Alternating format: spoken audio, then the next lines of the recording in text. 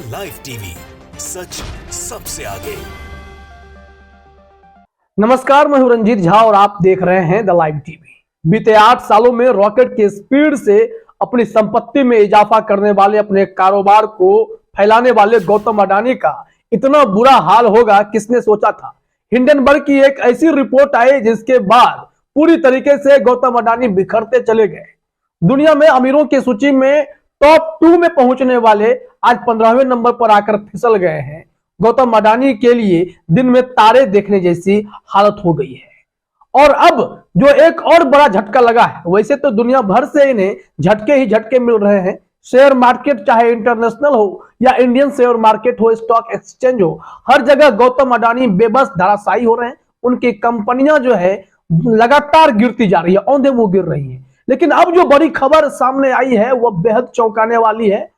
अब गौतम अडानी के बिजनेस में चल रही गड़बड़ी पर भी शिकंजा कसा जाने लगा है।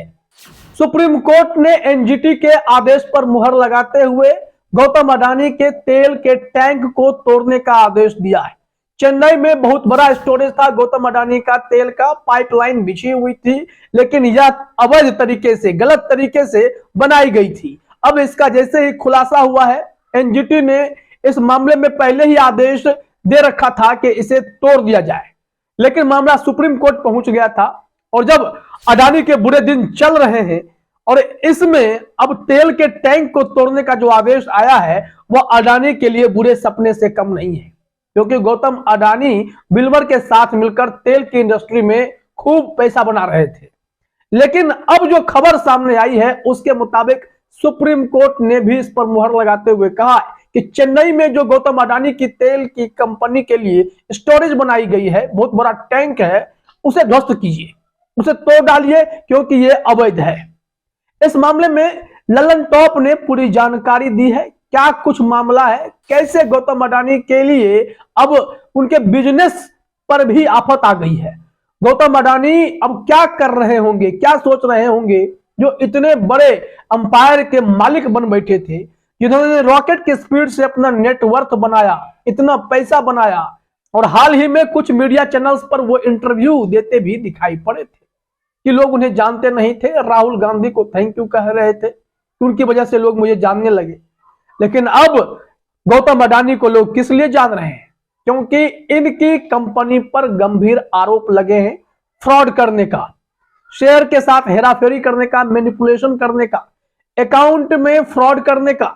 इन तमाम आरोपों को झेल रहे गौतम अडानी के लिए यह खबर और भी दर्द देने वाली है, क्योंकि चेन्नई में उनकी तेल की टंकी तोड़ी जाएगी, ऐसा आदेश सुप्रीम कोर्ट ने दे दिया है।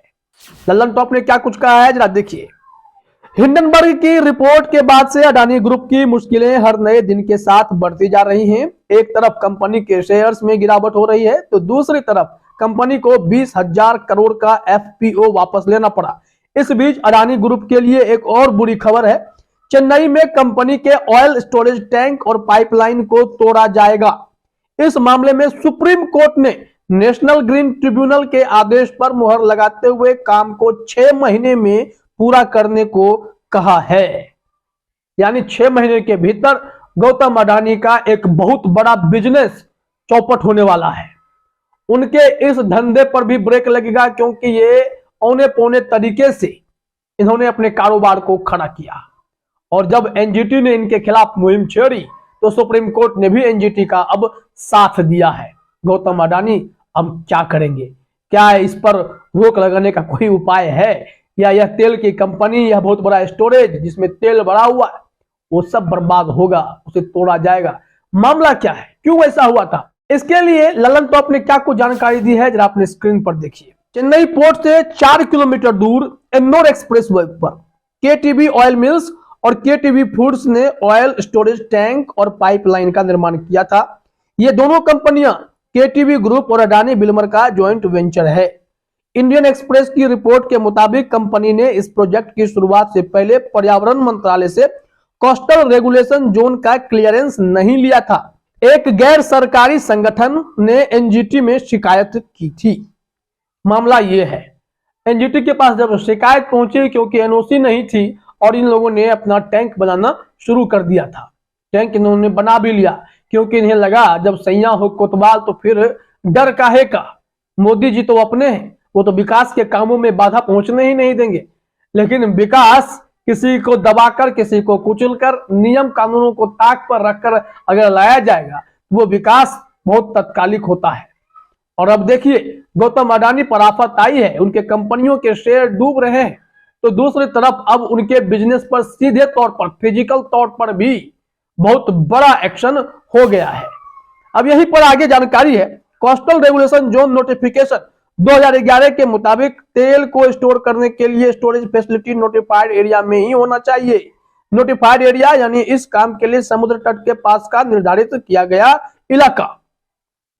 जानकारी जो आई कि कंपनी के लिए इनको परमिशन दिलाने के लिए प्रावधान में ही बदलाव कर दिया गया, कानून ही बदल दिए गए।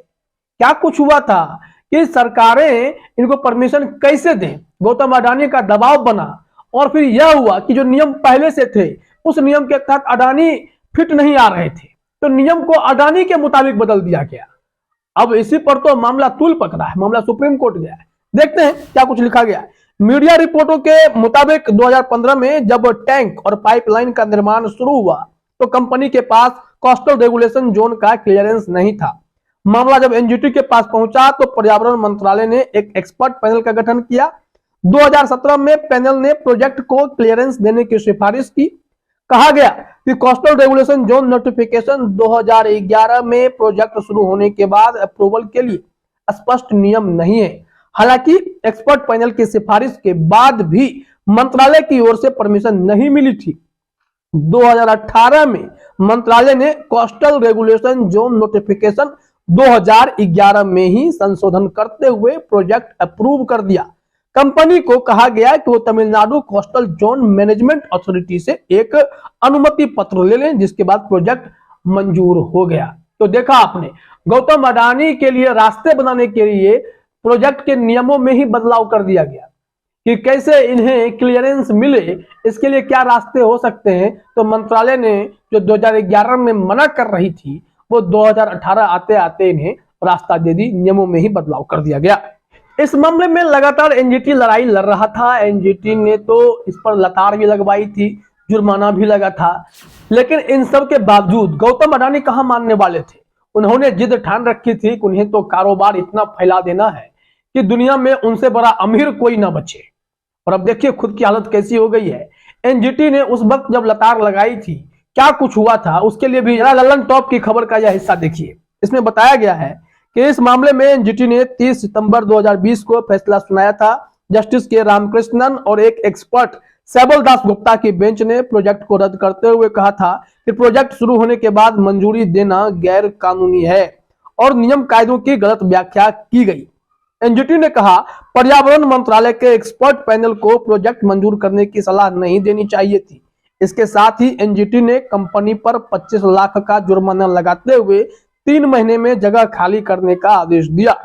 Tamil Nadu coastal zone management authority को कहा गया कि कंपनी अगर ऐसा नहीं करती है तो वो खुद जगह खाली करवाए। और अब मामला जब तूल पकड़ा है तो सुप्रीम कोर्ट भी इसमें फैसला देते हुए एनजीटी के साथ खड़े होकर कहा है कि अडानी के तेल टंकी को तोड़ डालिए, वो अवैध तरीके से बनाया गया है, उसके पाइपलाइन को वहां से हटाइए और इसमें अडानी को भयंकर घाटा लगने वाला है, क्योंकि अडानी के साथ जो विल्मर है वो सिंगापुर की कंपनी है और ये लोग मिलकर भारत में कारोबार करते हैं, तेल मैन्युफैक्चरिंग का काम करते हैं। इनके और भी जगह पर प्लांट हैं, लेकिन चेन्नई वाले प्लांट पर इस तरीके की कार्रवाई होने से बहुत बड़ा झटका गौतम अडानी को तो लगने जा रहा है। यह एक और बुरी खबर है गौतम अडानी के लिए, जो विदेशों से आ रहा है, बैंकों से, इंटरनेशनल शेयर मार्केट से गौतम अडानी बाहर हुए। अब इनकी कंपनी जो है भारत में भी हिचकोले खा रही है। कब कौन सी आफत आएगी इसके लिए अडानी भी शायद तैयार ना हो। फिलहाल इस वीडियो में इतना ही। आप सभी का हमसे जुड़ने के लिए बहुत बहुत धन्यवाद। द लाइव टीवी, सच सबसे आगे।